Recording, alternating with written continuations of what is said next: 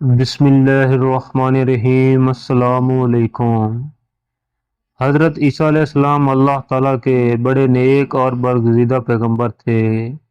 آپ علیہ السلام کا شمار اللہ تعالیٰ کے ان نبیوں میں ہوتا ہے جن پر اللہ تعالیٰ نے آسمانی کتب نازل فرمائی، انہیں انجیل مقدس عطا کی گئی۔ حضرت عیسیٰ علیہ السلام نبی کریم صلی اللہ علیہ وسلم کی آمد سے قبل دنیا میں تشریف لانے والے آخری نبی ہیں۔ حضرت عیسیٰ علیہ السلام کی زندگی بھی بے انتہا عاجزی اور اللہ تعالیٰ کے حضور محبت و عنایت کے عمدہ مثال ہے۔ حضرت عیسیٰ علیہ السلام کی جب ملعون شیطان سے ملاقات براہ راست ہوئی، ویسے تو شیطان اور اس کے چیلے قیامت تک لوگوں کے دلوں میں وسوسے ڈال کر انہیں گمراہوں پر اکساتے رہیں گے، لیکن ہمارے انبیاء کرام علیہ السلام جیسی نیک ہستیوں کا شیطان ملعون سے کئی بار سامنا ہوا، جن کے قصے واقعات اسلامی اور تاریخی کتب میں ملتے ہیں۔ کتاب حیات الحیوان میں روایت ہے کہ حضرت عیسیٰ علیہ السلام کا کہیں سے گزر ہو رہا تھا، انہوں نے دیکھا کہ شیطان آ رہا ہے اور اس کے ساتھ 5 کھچر ہیں جن پر اس نے سامان لاد رکھا ہے۔ حضرت عیسیٰ علیہ السلام نے ان سے پوچھا کہ تمہارے پاس یہ سامان کیا ہے؟ کہنے لگا، یہ میرا سودا ہے جسے میں فروخت کرنے جا رہا ہوں۔ اس کا یہ جواب حیران کن تھا، لہذا حضرت عیسیٰ علیہ السلام نے ان سے دوبارہ سوال کیا، اچھا تمہارے پاس 5 کھچر ہیں، تم نے ان پر کیا کیا سامان لاد رکھا ہے؟ شیطان کہنے لگا، پہلے کھچر پر میں نے ظلم لاد رکھا ہے، اس میں ظلم ہے۔ حضرت عیسیٰ علیہ السلام فرمانے لگے، ظلم تم سے کون خریدے گا؟ وہ کہنے لگا، ظلم مجھ سے حکمران بادشاہ خریدیں گے اور وہ رعیت پر ظلم کریں گے۔ در حقیقت بادشاہ یا کوئی اور حاکم اللہ تعالیٰ کے اول درجے کی صفت ہے، وہ خود بھی بادشاہ ہے اور اپنے خاص اور نیک بندوں کو بھی وہ ان صفات میں سے کچھ بھی عطا کرتے ہیں، لیکن یہ بھی دیکھا گیا ہے کہ بیشتر ظالم بادشاہ ہوتے ہیں۔ کچھ نیک بھی ہیں، شمار میں بہت کم ہیں، جو اللہ رب العزت سے ڈرنے والے تھے، وہ ہمارے مسلم بادشاہ ہوں یا غیر مسلم۔ اگر میری اس بات کو آسان الفاظ میں سمجھا جائے تو میں یہ کہہ سکتا ہوں کہ شاید طاقت کا نشہ بادشاہ یا کسی حکمران کے دل سے نرمی کو دور کر دیتا ہے۔ اس کے بعد حضرت عیسیٰ علیہ السلام نے پوچھا، اچھا تجھے دوسرے کھچر میں کیا ہے؟ شیطان کہنے لگا، اس میں تکبر ہے۔ آپ علیہ السلام فرمانے لگے، اچھا یہ تکبر کون خریدے گا؟ شیطان نے جواب دیا کہ تکبر زمیندار لیں گے۔ یہاں میں عرض کرتا چلوں، زمیندار کی مثال کچھ یوں ہے کہ اگر وہ بھوکا بھی ہو تو تکبر اس میں تاجوں سے بھی زیادہ ہوتا ہے۔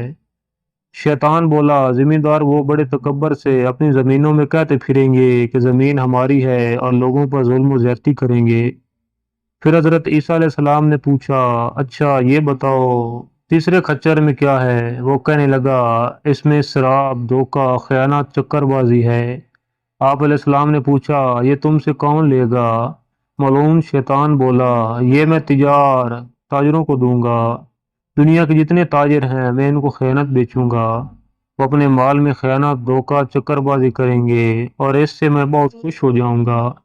اگر آج ہم اپنے دور کا بغور مشاہدہ فرمائیں تو مجھے قطعی نہیں لگتا کہ تیسری بات کی وضاحت کرنے کی ضرورت ہے، لیکن سب ایک جیسے نہیں، کوئی ٹھیک بھی ہوتا ہے، شاید وہ لاکھوں میں ایک ہوتا ہوگا۔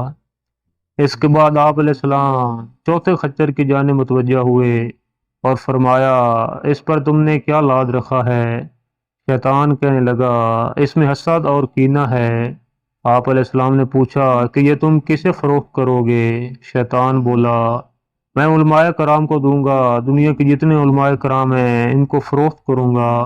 وہ ایک دوسرے سے حسد کریں گے، ایک دوسرے کی عزت اچھالیں گے، ایک دوسرے کو نیچا دکھائیں گے اور خود کو بڑا ثابت کریں گے۔ در حقیقت حسد ایک انتہائی شیطانی چیز ہے، ہم کسی کو بہتر دیکھ کر اسے حسد کرنے لگتے ہیں۔ اللہ تعالیٰ کا حکم ہے کہ حسد نہ کرو، نہ حسد کو سراہنے والے ہو۔ جیسا کہ ہم دیکھتے ہیں کہ فلاں بندہ ہماری کسی بات سے حسد کرتا ہے تو ہم اسے مزید ستاتے ہیں کہ وہ چڑھتا رہے۔ دنیا میں پہلا گناہ کوئی شرک نہیں تھا، نہ ہی کفر تھا، بلکہ وہ ایک قتل تھا اور اس کی وجہ حسد تھی۔ قابیل کو حابیل سے حسد ہو گیا اور اس نے اسے آگ میں جل کر حابیل کو قتل کر دیا۔ یہ حسد ہی ہے کہ اپنے آپ کو نمایاں اور سب کی نگاہ اس پر رہیں۔ اس کے بعد آپ علیہ السلام نے 5ویں اور آخری کھچر کے بارے میں سوال کیا، اچھا تم اب یہ بتا دو کہ اس کھچر میں کیا ہے؟ शैतान कहने लगा, इसमें एक चक्कर है जो मैं औरतों को दूंगा। यहाँ औरतों से मुराद नेक खवातीन नहीं बल्कि बद चलन और मकार खवातीन हैं, जो अपनी बातों और हरकत से लोगों में फितना और फसाद पैदा करेंगी। ये वो टाकरा था जो हज़रत ईसा अलैहिस्सलाम का शैतान से हुआ, जिसमें हमारे लिए गहरी वजाहत मौजूद है। बिलाशुबा आज के दौर में हम ये तो नहीं देख सकते कि अब शैतान क्या ला रहा है और किसे दे रहा है, लेकिन आज मुआशरा में दूसरों से वही सब कुछ मिल रहा है जो सब हज़रत ईसा अलैहिस्सलाम ने अपने दौर में शैतान को लाते हुए देखा। आज हमारे हुक्मरानों को देख लें, कितने जालिम और मजलूमों पर जुल्म करने वाले हैं। जब आते हैं तो बड़े बड़े दावे करते हैं, लेकिन इंसाफ पसंद हाकिम नहीं। जिसने इंसाफ करना चाहा, इसको मुल्क के लुटेरों और इनके चेलों ने मुख्तलिफ तरीकों से रोक दिया। अगर हाकिम ईमानदार नेक है तो इसको घेरे में रखने वाले करप्ट हैं। वो नहीं चाहेंगे कि बुराई ख़त्म की जाए। हमारे ताजरों का हाल देख लें कि किस तरह वो चक्करबाजी और नौसरबाजी से लोगों को लूटते हैं। मैं रमज़ान और मुबारक देख लें, जैसे ही रमज़ान का मुबारक महीना आता है तो ताजिर कैसे अपने मनपसंद नर्ख लगा लेते हैं और बेचारे गरीब सारा रमज़ान निशा से महरूम हो जाते हैं। हमारे उलमा कराम को देख लें, अपनी वाज से एक दूसरे को नीचा दिखाने के लिए कोशिश हैं। मुझे कतई नहीं लगता कि आज के दौर में हम सब कुछ शैतान से कुछ लेने की ज़रूरत है, क्योंकि आज के दौर में शैतान को ये सब कुछ फरोख्त करने की भी ज़रूरत नहीं। शायद ये सब कुछ हमने अपना लिया है, बल्कि साम्राज्य सयूनी ताकतों ने अपने एजेंटों के ज़रिए हम में सब कुछ पैदा कर दिया है।